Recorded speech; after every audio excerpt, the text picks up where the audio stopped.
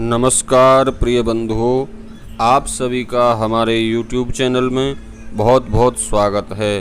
बंधुओं, आज के इस वीडियो में आप श्रवण करेंगे श्रावण मास के शुक्ल पक्ष की पुत्रदा एकादशी की पवित्र पावनी कथा। 18 अगस्त 2021 दिन बुधवार को एकादशी का व्रत किया जाएगा और गुरुवार के दिन 19 अगस्त को इस व्रत का पारण होगा। तो चलिए प्रारंभ करते हैं पुत्रदा एकादशी की कथा। उससे पहले आप सभी भक्तों से मेरा निवेदन है, यदि आपने हमारे चैनल को अभी तक सब्सक्राइब नहीं किया है तो कृपया चैनल को सब्सक्राइब कर लें, बेल आइकन को दबा दें, जिससे कि इस चैनल पर आने वाले सभी वीडियो का नोटिफिकेशन आप तक पहुंच जाए। तो चलिए प्रारंभ करते हैं पुत्रदा एकादशी की पवित्र पावनी कथा। बोलिए श्री कृष्णचंद्र भगवान की जय, एकादशी महारानी की जय। ज्येष्ठ पांडव धर्मराज युधिष्ठिर ने हाथ जोड़कर विनय पूर्वक भगवान श्री कृष्ण से निवेदन किया, एकादशी महात्म्य की चर्चा में आपने अपने श्रीमुख से धार्मिक अमृत की वर्षा करके मुझे धन्य कर दिया है। अब आप मुझे श्रावण महीने के शुक्ल पक्ष की एकादशी के विषय में जानकारी दें। इस एकादशी का नाम क्या है और व्रत की विधि क्या है। बंधुओं, भगवान मधुसूदन श्री कृष्ण बोले, हे राजन, श्रावण मास के शुक्ल पक्ष की एकादशी को पुत्रदा एकादशी कहते हैं। इसके महात्म्य के सुनने मात्र से ही वाजपेय यज्ञ का फल प्राप्त हो जाता है। इस संबंध में एक कथा है जिसे मैं आपको सुना रहा हूँ, आप ध्यान पूर्वक सुने। द्वापर युग के प्रारंभ की बात है। महोस्मती नामक एक नगरी थी। वहाँ के राजा का नाम महाजित था। राजा के कोई पुत्र नहीं था।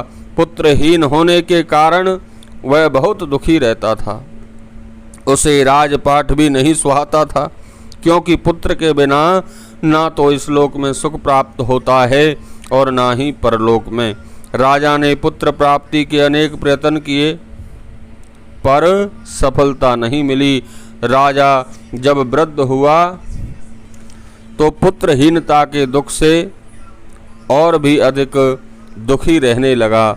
एक दिन उसने अपनी प्रजा को एकत्रित करके सबको संबोधित करते हुए कहा, मैंने अपने जीवन में कोई पाप नहीं किया है, कभी भी अन्याय करके प्रजा से धन नहीं बटोरा, देवता या ब्राह्मणों का धन कभी नहीं छीना है, किसी की धरोहर को कभी नहीं हड़पा है, प्रजा का पालन पुत्र की तरह किया है, कभी किसी की ओर मेरा झुकाव या द्वेष नहीं रहा, सब पर मेरी समान दृष्टि रहती है।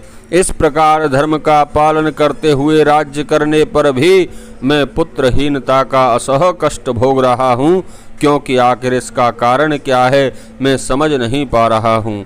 राजा महाजित के कथन से बंधुओं सबके मन को बड़ा दुख हुआ।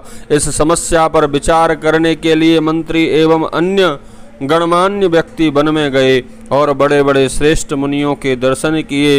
वन में एक वयोवृद्ध मुनि जिनका नाम था लोमेश रहते थे। वे सब उनके पास भी गए और ऋषि को यथा योग्य दंडवत करके सब उनके सामने बैठ गए।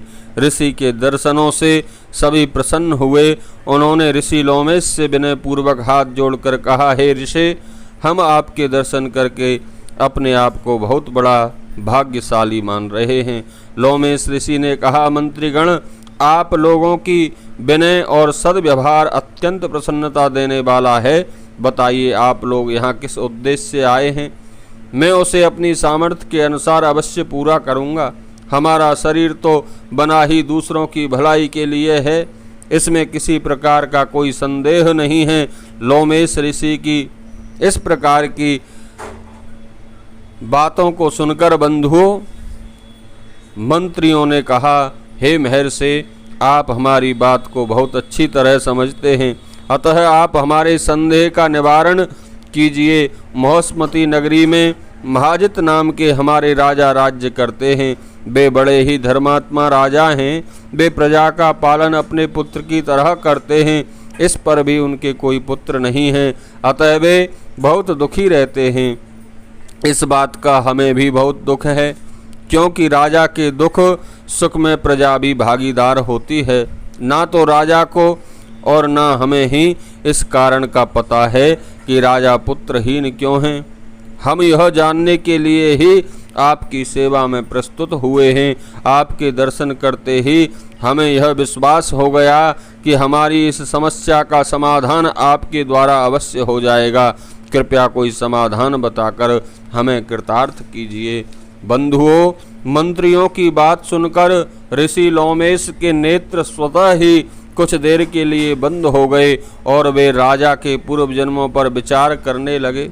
विचार करने के बाद बोले, मंत्रियों, पिछले जन्म में यह राजा बड़ा निर्लज्ज था और बुरे कर्म किया करता था।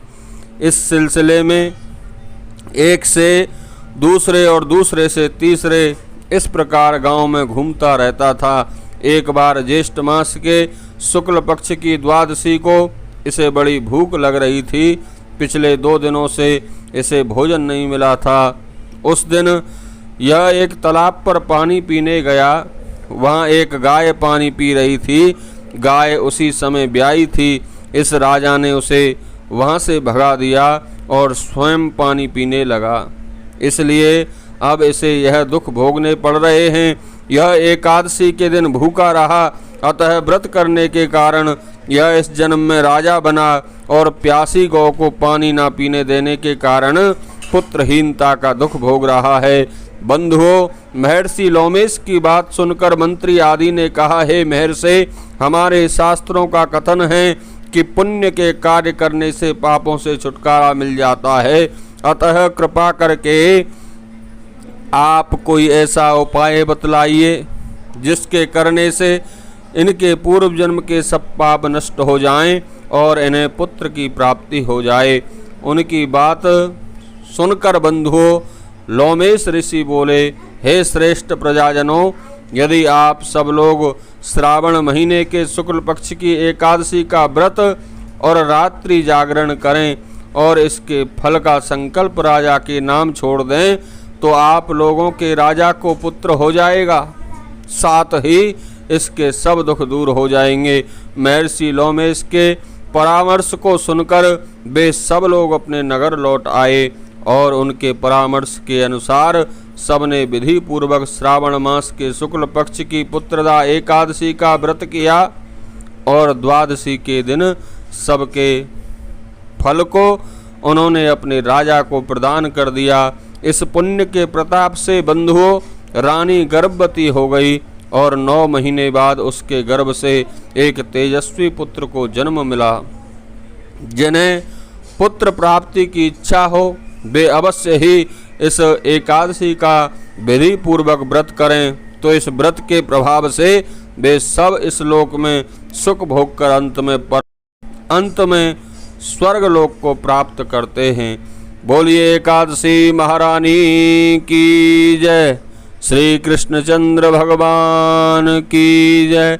विष्णु भगवान की जय।